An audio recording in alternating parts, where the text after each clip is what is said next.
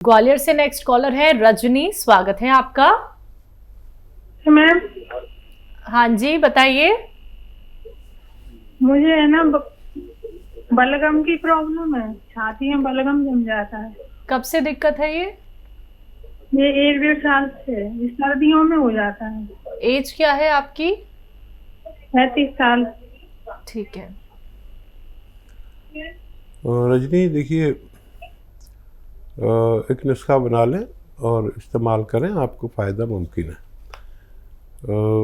उन्नाब, अलसी, लिसोड़ा, ये तीनों चीज़ें 100-100 ग्राम लें। और आपके किचन में होती हैं पीपलें, जो एक 1.25 इंच की लंबी लंबी होती हैं पीपलें, आपको पता होगा या पूछ लीजिए किसी महिला से।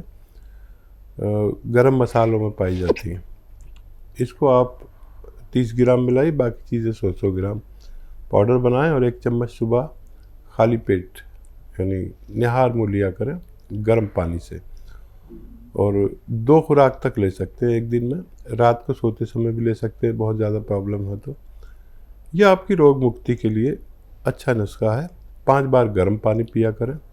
और खाने में जो आप खाना बनाती हैं उसमें लहसुन, अदरक और जीरा ज़्यादा इस्तेमाल किया करें।